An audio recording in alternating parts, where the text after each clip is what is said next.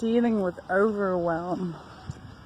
I guess this is something we all experience, these moments where we feel completely overwhelmed by life, and some people might be more sensitive to overwhelm than others.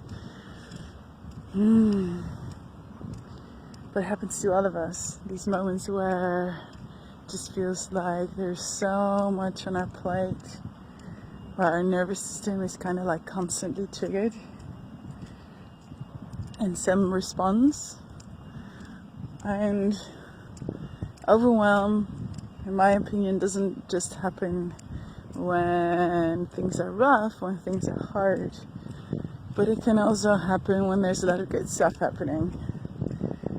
Good stuff also triggers our nervous system, and also good stuff needs time to recover from. And I'm finding myself right in the middle of a big wave of big overwhelm.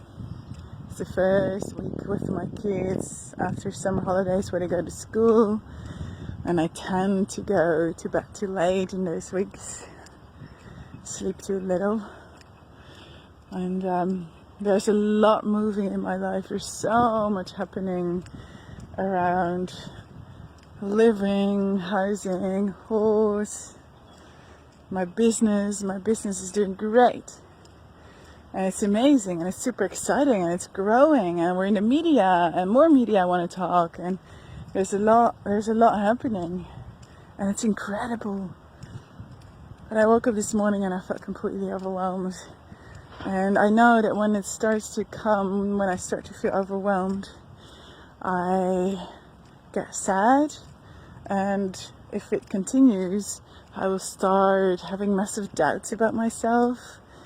I will start think I'm not pretty enough, I'm not good enough. I start doubting my work, my workshops. I'll be like, everyone else is better than I am.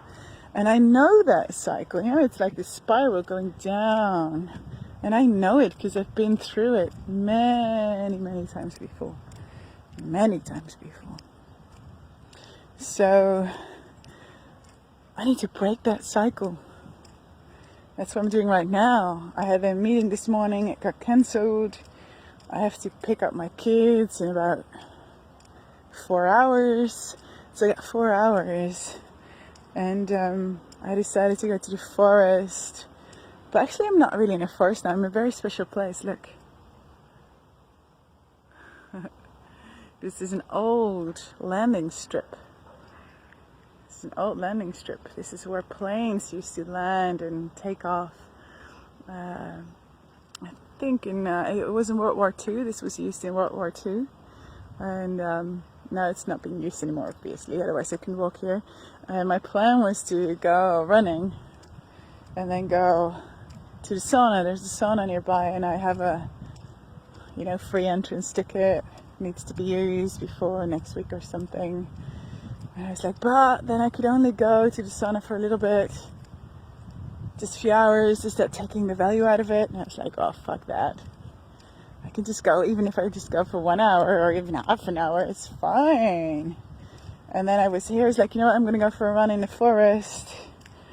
And then I'll go to the sauna because there's beautiful forest where the sauna. And then I opened up my trunk, and then I realized that in the rush of bringing my kids to school, I forgot I brought everything but not my running shoes. So basically I'm now barefoot walking on a landing strip.